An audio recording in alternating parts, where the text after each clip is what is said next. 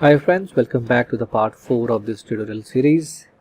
So in the previous part we created our project and our first file, that is app.js file, and we installed few middlewares like Express, Morgan, Chords, okay, and we started our own Node.js server, Express server here with this app.listen command, right? And we are running our server on port 5000. Okay, so now quickly in this part let's create the folder structure first of all. So what I'll do, I'll go here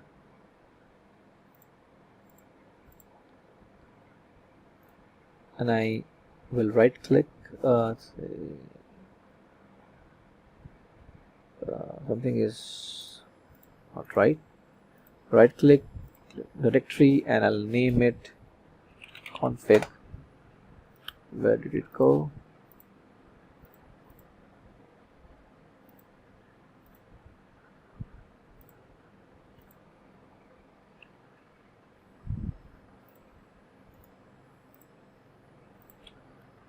Config.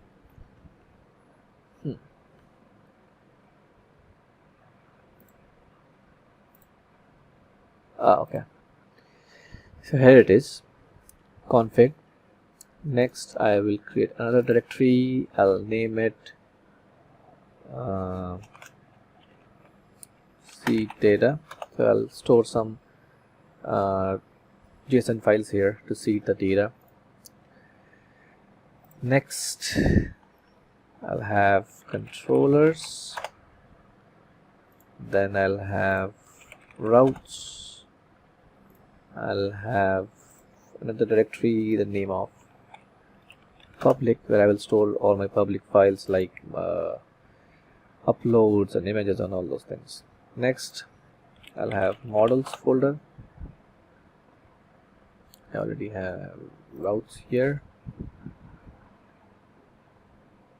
I'll create another folder for middlewares and one last for utilities. Okay, so I'll go to my, I'm using a command prompt this time to run my server, and I'll use npm start. So I installed Node 1 again globally because it was not installed, I believe, after I formatted the hard drive. So it's, as you can see, Node 1 is running and the server is running on port 5000. So, and the reason last time why we did not see any output from Morgan is because our request never completed. So what you want to do, you want to send some data, hello from default route, so that the request completes. Okay, so once you do that, save the changes, it will should automatically reload. Okay, there we go. And if I open Postman now, hit send, I'll get this message, hello from default route. And since this is completed, as you can see, the status is 200. Okay, go back to the command prompt. See, this is the output. This is from Morgan. So it says it's a get request, which is 200 OK, and it took around 7 milliseconds. Okay, so that's how Morgan works. And we also got this output from the console.log command here. All right, so now let's see what we can do. Let's create our config file here, or the database file. Okay, so db.js. so this we will use to connect to our MongoDB database. All right, so for that we need a package called mongoose. Okay, it's a very famous package and it's widely used. So make sure you install this package using npm install mongoose. So let me do that here. So npm install mongoose. So I believe I already have it installed globally.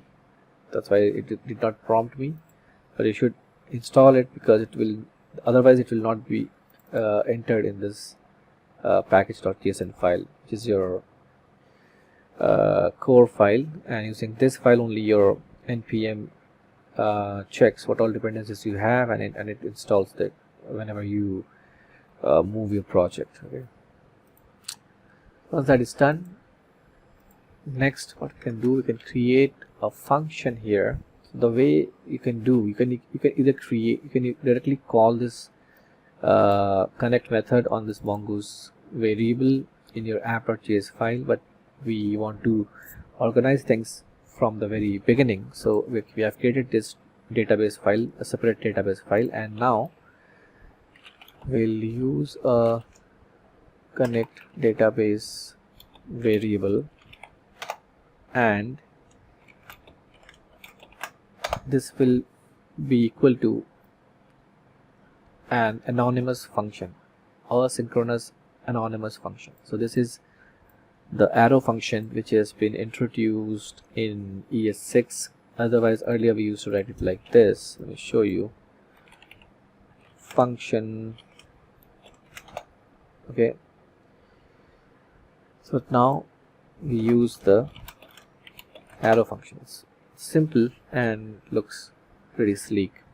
So inside this, inside the body, what we'll do, we'll define another variable con, and we'll use the await keyword so that you don't have to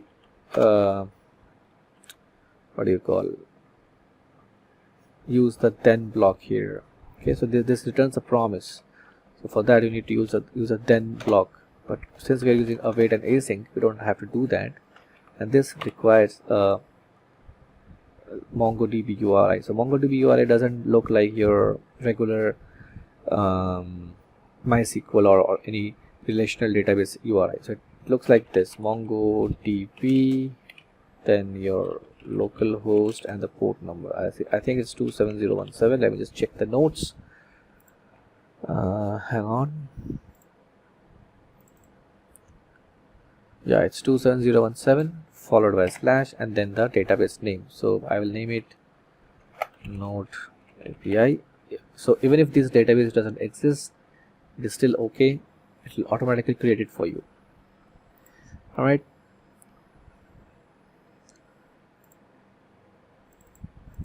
So after you do this, you have to put a comma and you have to pass in some options, because if you don't pass these options, we will see some warnings. Let me just show you the warnings first before I put it there. So I'll console log MongoDB connected, and I'll use the I'm using the backticks here so that I can use ES6 interpolation. So con.connection.host will automatically give me the host here. So I save the changes, go back to my okay, let me just close it because it's not refreshing on its own until I click it here. So I'll go back to my inbuilt terminal. I'll use npm start. Okay, there we go. So right now we don't see any messages after this server running on port 5000, because we declared our database, but we never used it. Okay, so what we have to do, we have to go to our app.js file and put a comment here, create express app, and now we have to require that file from config/db. So the way we use middlewares, we'll go on top and put it here, connect to database, and we'll put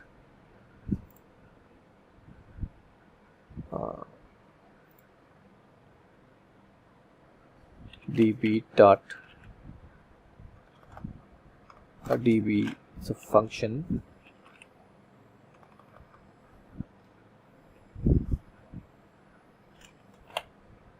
Save the changes.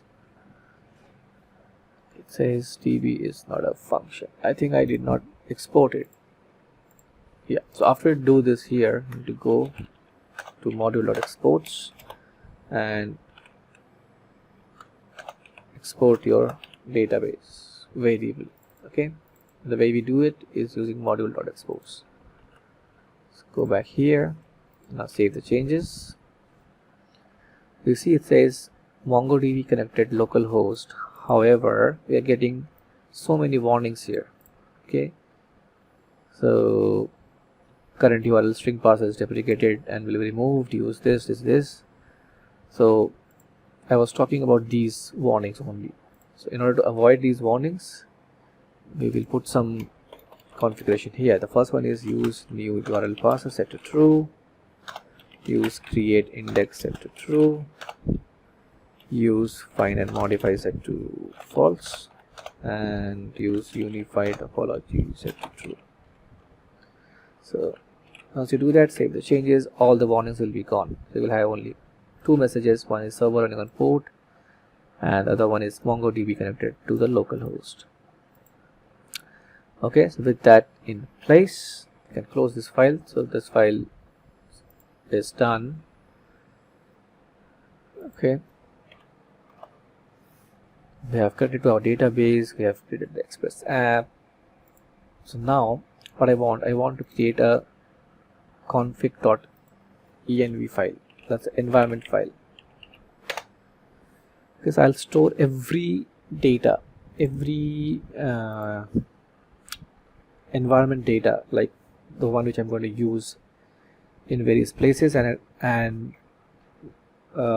some confidential data such as my JSON web token secret key, my cookie lifetime, my MongoDB URI. I don't want to expose it like this. Okay, what I want to do, I want to define some variables here. So first of all, I'll define a node environment variable and set to development. Next, Mongo URI set to the same thing that we have here. So cut it, paste it there. Next, I'll define the port number, which is 5000. Also, I know I'll need file upload path. That will be public uploads. I don't have this uploads folder yet, but I will create it later. I'll also have JSON web token secret. That will be any random value. Okay, and expiration of the JWT will be 30 or 10 days, and cookie expiration will be my 10. So that's about it for the time being, and I'll go here. Okay, instead of this, I'll use process.env.mongo URI. So I save the changes, go back. Okay, you see it's not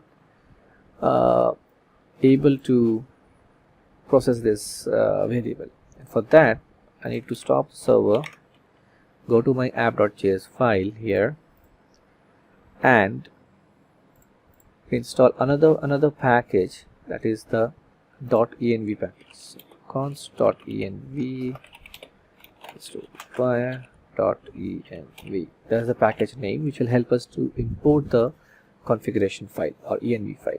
Okay, so make sure you install it. So let's go here. Give me a sec.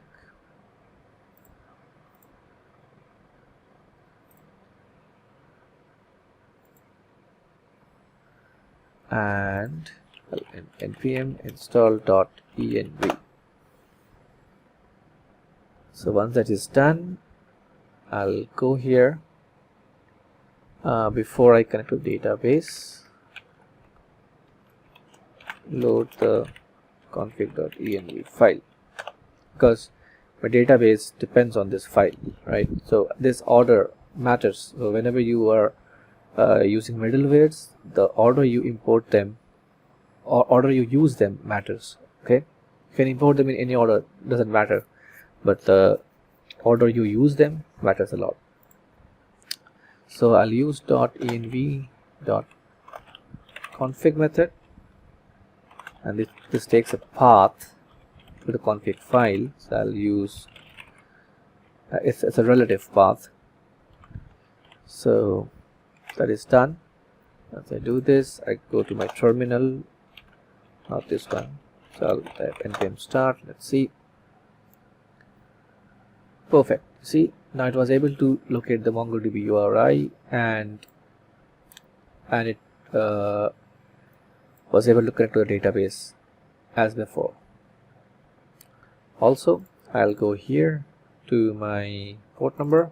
I'll replace this with process.env.port, save the changes, and similarly I can go here. So rather doing this, I'll store this entire thing in a variable here, const port. Let's do R5000. So if this variable is not defined, use 5000. I'll choose port here, and I'll replace this with port. Save the changes. You should not see any difference here, but now this port variable is being used. Okay. Define port variable to store the port number. Okay, and I'm going to remove this default route from here. I don't need it. So what next? What do we need next? Let's see. Let's set a static folder. Set static folder path. Static folder is your path which is accessed publicly, like your CSS files, your JavaScript files, all those.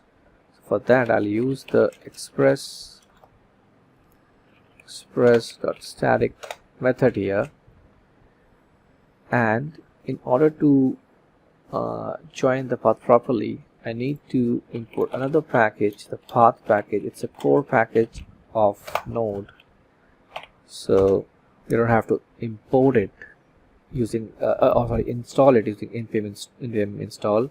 It is already available with your Node.js installation. Okay, so once you require it here, go to the static method, use path.join, and the directory name. So directory, this variable points to the directory where this file is present. So it's present inside my Node API directory. So from there, I'm looking for the public directory. Okay,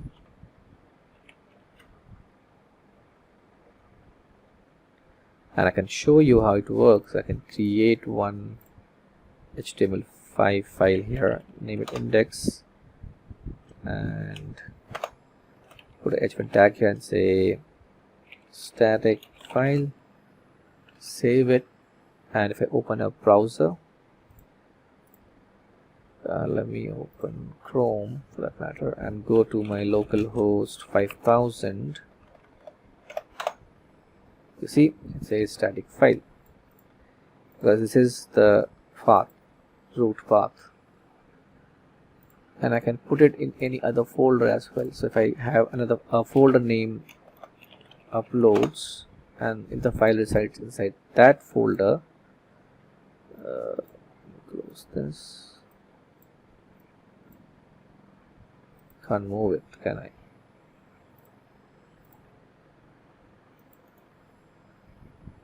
Move file,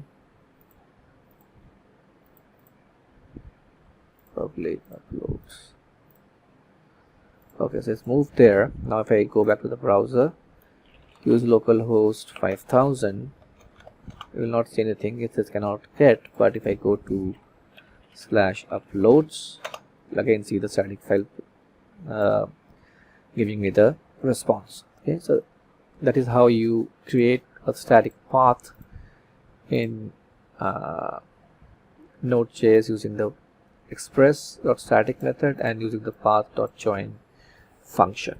Okay, so I think this is enough for this video. In the next video we will continue building this REST API, and we'll add some initial routes and some dummy data here in this folder. So we'll create a route for the products, categories, users, and authentication. Okay, so we'll work very slowly so that everybody who is a beginner can also understand.